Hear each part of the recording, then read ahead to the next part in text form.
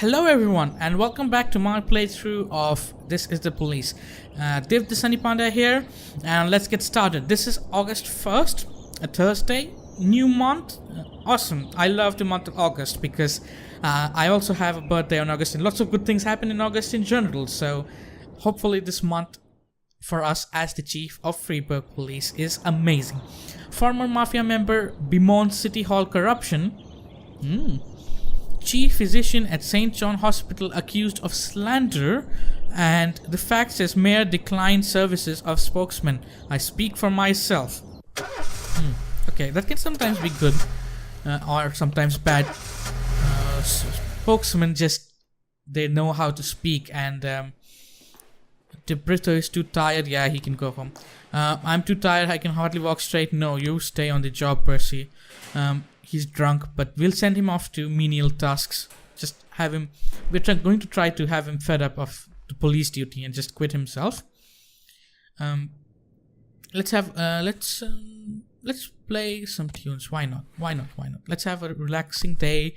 The first day of August. It's going to be good. I have a feeling it's going to be good. Before like half my force died today.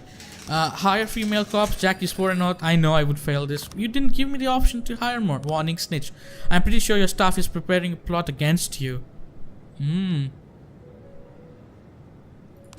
need to hire a snitch. Okay, we can't hire a snitch. My staff is plotting something against me. We have, oh my god, starting out the first day of August, day 18, with a serious call right off the bat. This is at Jim Baton Bakery and someone's calling in to report a rape. Two homeless men made their way into a local bakery under cover of darkness where they ate their fill and bedded down for the night. In the morning, the bakery owner, Gregory Martinez, along with the cashier, Anna Lucas, went inside and discovered the damage. The homeless men, armed with knives, were unhappy to be disturbed and attacked the victims. Wow. The shopkeeper managed to escape, but the cashier remained inside with the homeless men who were seen tearing off her clothes. Alright, we're going to send Austin as the lead, along with Subaki, Williams.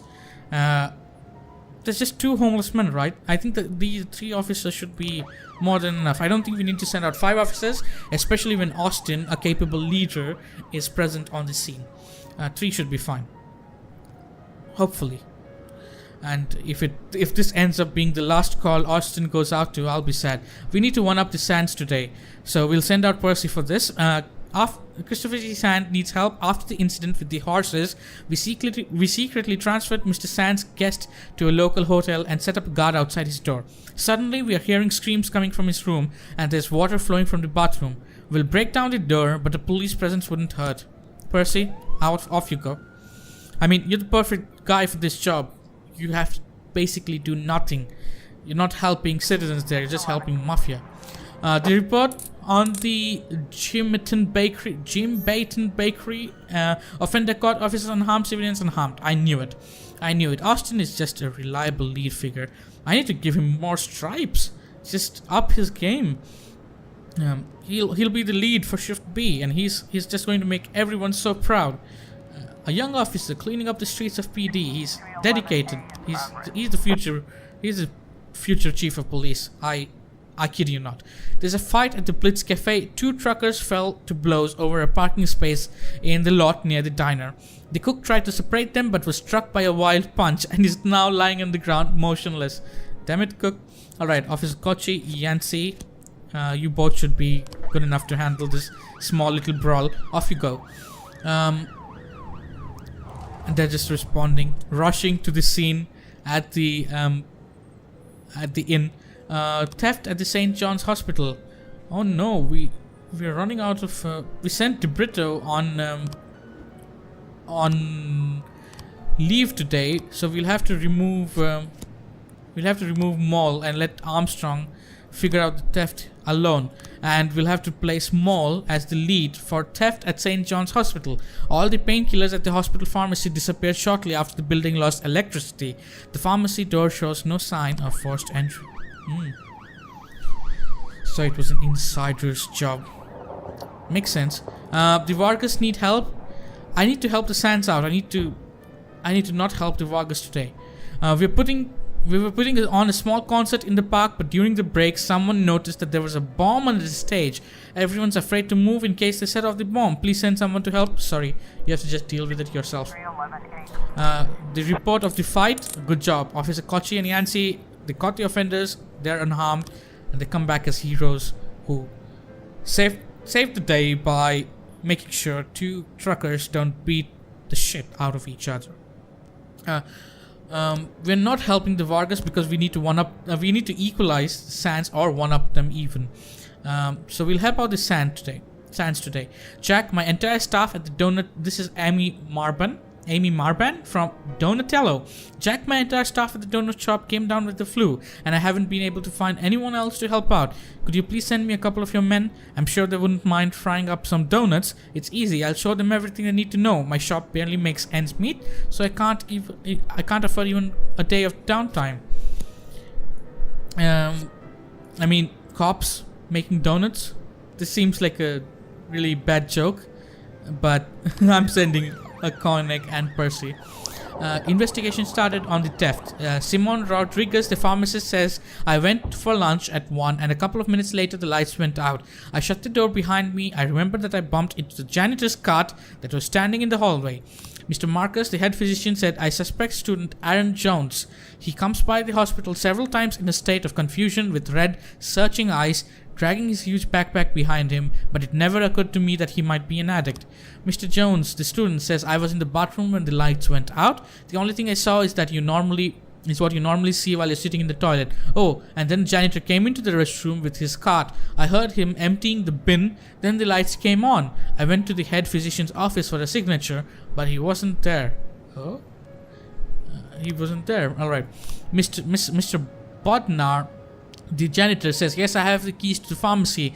I wash the floors there, just like everywhere else, but I don't have access to the electrical panel. Only my superior have those keys. And here's another mystery. What happened to my garbage bags? Someone took them out of my truck, and I can't find them anywhere. Surveillance camera. The last frame before the film cuts out shows the janitor going down the corridor, his cart standing near the door to the hospital pharmacy. Alright. So this seems like 3 people involved, and it could possibly be the pharmacist himself, the head physician, or the janitor, or the student. But I doubt it's the student. I'm leaning to it probably being the head physician himself. Could be he's like selling some meds outside to make some extra money. I'm telling you, Chief, standing over that fryer is hellish work. I'd rather dodge bullets than spray from the boiling oil. But at least Mrs. Marban promises she'll keep us in donuts through the rest of the year. That's great. We're not helping out the Vargas here. We will help out the Sand here. Christopher G. Sand says, we need backup. Some punks tried to crash one of our poker games, and we aren't about to let them walk with the money. So now we have got ourselves a standoff. A couple officers on the scene would change the situation in our favor. I know just the perfect officers to send your way. So hang on. Percy and Koenig, off you go. You just came back from the donut gig and you're out immediately. I want to keep Percy on his toes as much as possible without sending him to important cases. Public indecency at the Last Picture Show Theatre. During a special viewing of the thriller Law Abiding Max 3, a theatre employee discovered one of the members of the audience had removed his pants. Wow. The man noticed the employee was watching him and responded him with the threat that he would cut the throats of everyone in the theater. Alright, Austin, you are in lead and you take Yancy with you. Deal with this maniac who just thinks it's fine to remove his pants in public. That's the sad thing is we actually have people like that in our actual world too. It's like there are crazy reports that such things happen here and there. Vikas Vargas needs help. He says we were supposed to keep an eye on this house where Mr. Varga keeps some important documents, and we were here just 5 minutes and already the house is on fire. At least help us get those papers out of the house before the whole thing goes up. Nope. Not helping you today, mates. We need the Sands to be one up so that we don't end up dead and our body isn't found lying in the streets of the gutter.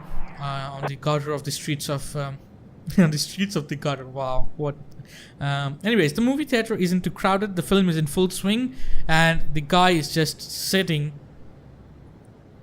enjoying the movie. Completely indecent. Okay, let's see. The movie, throw a heavy object at the offender, carefully approach the man, turn on the lights, and take aim at the offender. That's good. We have the lights so that we can see what he's doing, and our officers have better visuals on him. Not that they need the... it'll scar them for the rest of their lives. I'm afraid Austin may just decide to quit the police force after seeing that gruesome incident. Alright, vandalism in the suburb. A man who wished to remain anonymous reported that a group of teenagers had once again made fun of his name by writing insulting rhymes on his 6-foot wide garage. The man is enraged and threatened that next time he'll use a weapon to defend his honor. No, Officer Kochi and Officer Tsubaki head out and sort out this matter before the good man needs to use his weapon, because that's the last thing we want. Citizens shooting at each other, not waiting for the cops to arrive.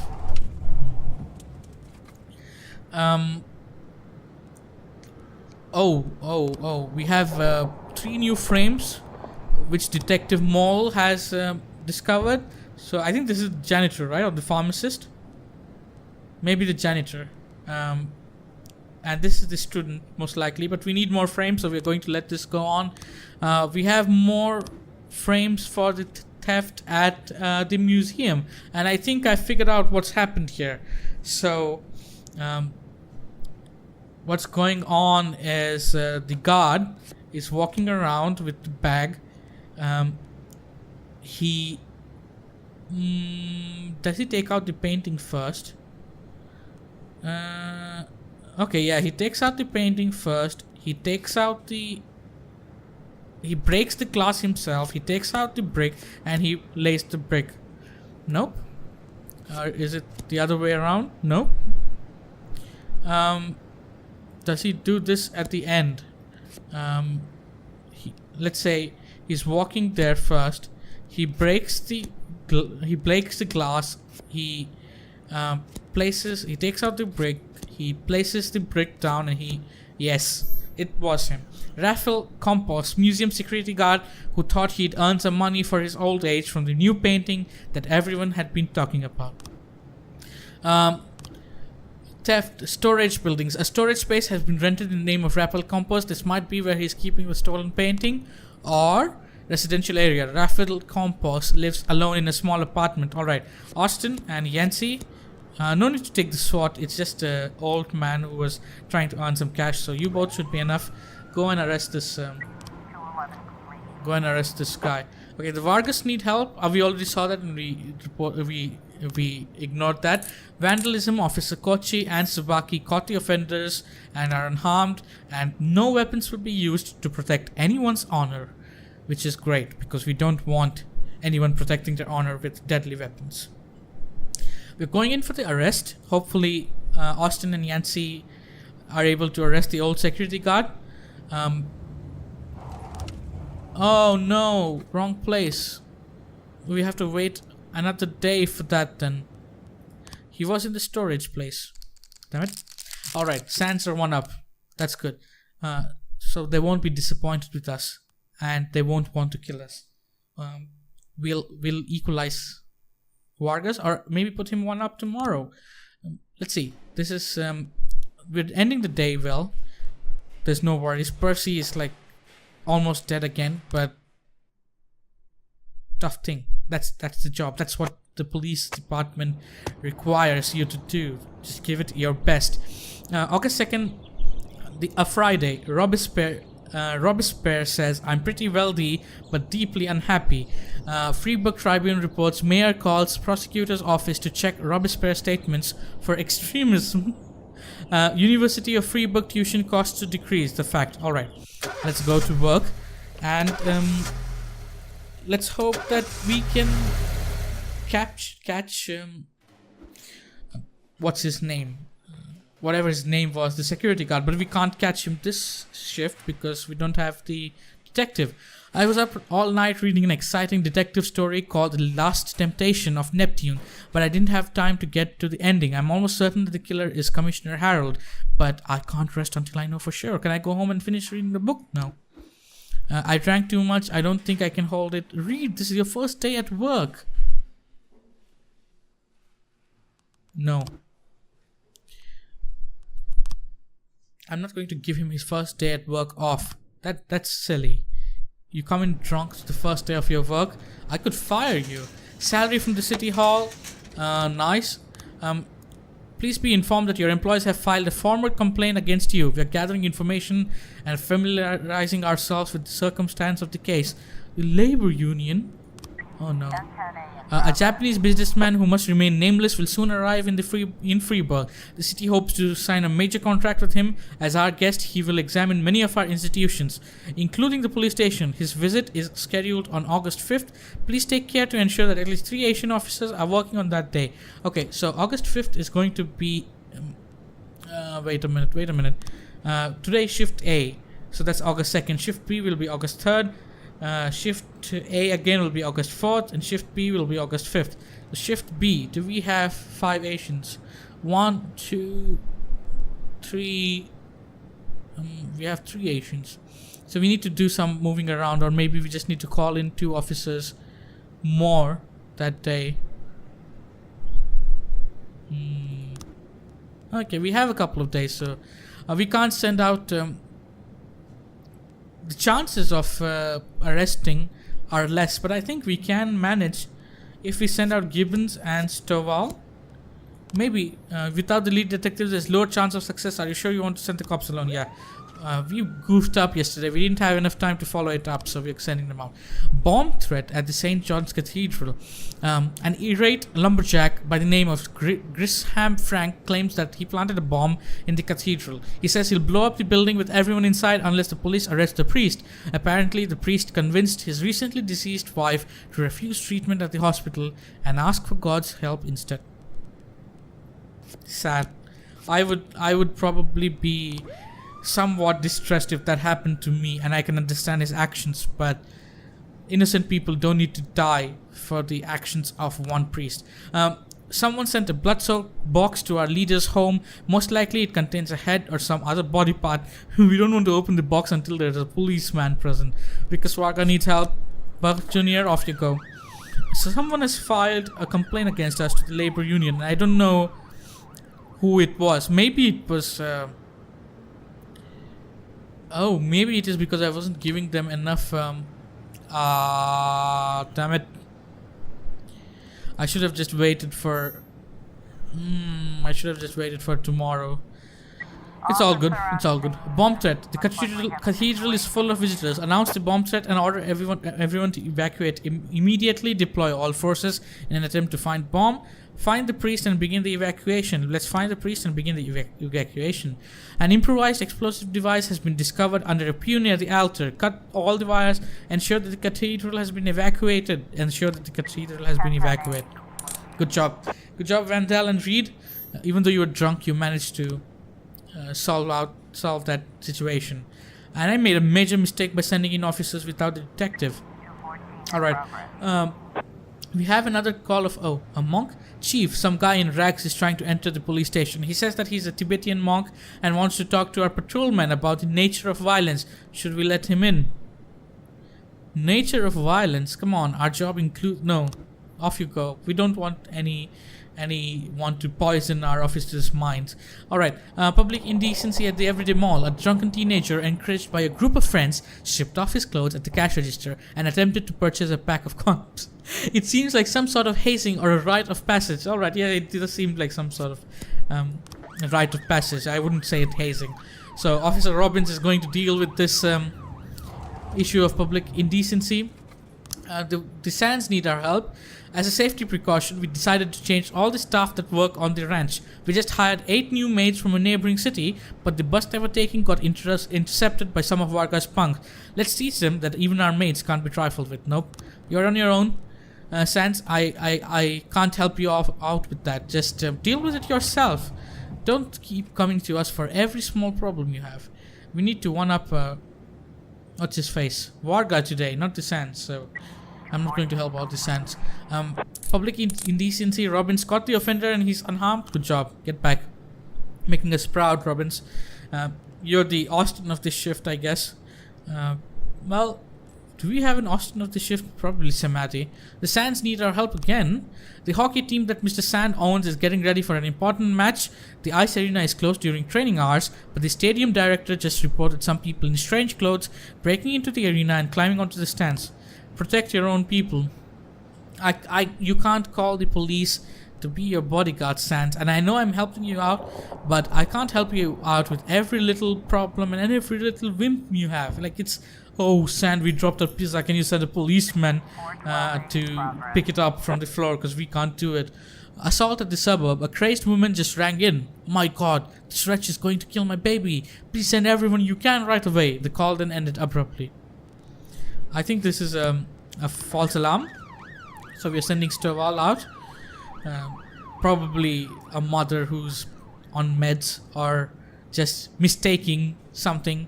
You know, it can happen. You're stressed, you have a baby, you're up all night, during the day you hallucinate. I don't know. Yeah, okay, we have to help the Vargas. So we got a little money together and decided we'd build a bar in the basement of one of our houses. Opening day is today, and someone started pounding on the front door. At first we thought it was neighbors complaining about the noise, but then Sands people rushed in. They're smashing everything. Some of us got out, but others are beat pretty bad. Alright, Birch and Smith, off you go. They should be able to handle that. An elderly woman's cat got into a fight with the neighbor's dog. The dog ran back home when 4 other cats jumped out of the house to the rescue.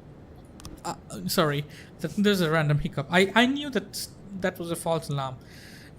But you never know. There could just be another saw-wielding badass who killed our officer. Attempted murder in the bridge. A woman driving past on the bridge saw 2 thugs grabbing a skinny guy by his legs and hanging him over the bridge railing. The man was struggling and shouting. This seems like a case that involves immediate response, that needs an immediate response, so that we can help out the person who's almost going to be thrown off the bridge. So Officer Robbins, Vandal, and Grant are off. And I sent 3 of them. Probably 2 would be enough, but I don't know. I just feel 3 is a safer bet, and we are almost at the end of our day. Destruction of property. We have more frames, which is great. So yeah, I think now we have enough to go about. What's the difference between these 2 frames? Oh, it's the bike, isn't it? The bike's different.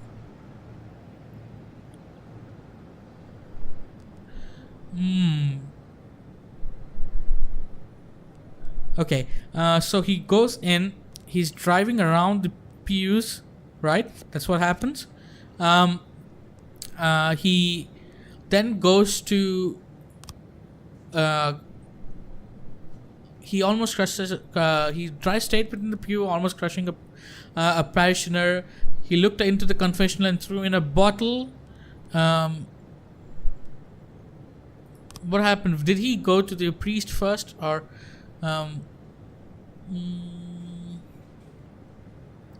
I think what happened, I need to figure out, did he attack the priest first or did he go to the confessional first? He drove straight through the doors of God temple and began running around shouting blasphemy. He even dared raise his hand on Holy Father Nunez. Helmet. We found a black helmet with a white spot on top. Oh, there it is. We've 3 motorcycle tires. Okay, I completely missed those 2. So it's with the white. The helmet is with a white spot on top. So 3, and there's 3 tires. So it's this one. He's entering with this bike. He's driving around with this. What does he do with the helmet? Does he just like throw it somewhere? He looked into the confessional, threw in a bottle, and ran up to me and shouted, "The devil sits on the roof of the church." Then he shoved me. I fell to the floor, and the crazy man shouted, "My hand is hard as stone. I'll knock you out of the saddle, Satan." And he threw his helmet at the cross above the altar and sped away. Okay, so he does this in the end. So He does. He goes into the confessional. He throws the bottle. He pushes the father, and he does this. Yeah. Okay. We figured it out. So Beasley and Potter have solved the case. Gregory Paulson is the biker, and we're going to arrest him now.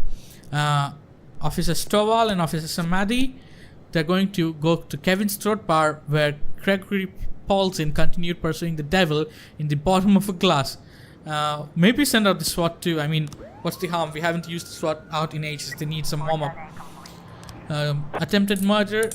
Offender caught. Officers unharmed. Civilians unharmed. Good job, Officer Robbins, Randall, and Grant. They did well. They saved an innocent man's life.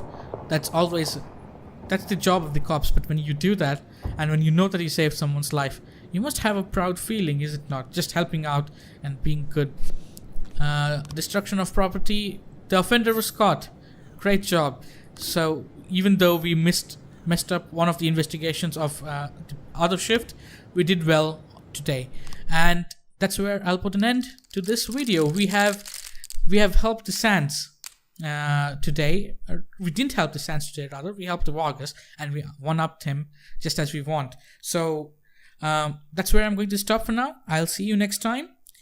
Leave me a comment. I would love to interact with you. Let me know if you're enjoying, or if you want me to do something different, if you want me to not use certain cops, i.e. if you want me to stop sending Austin out on certain things. So I'll see you next time. Bye bye.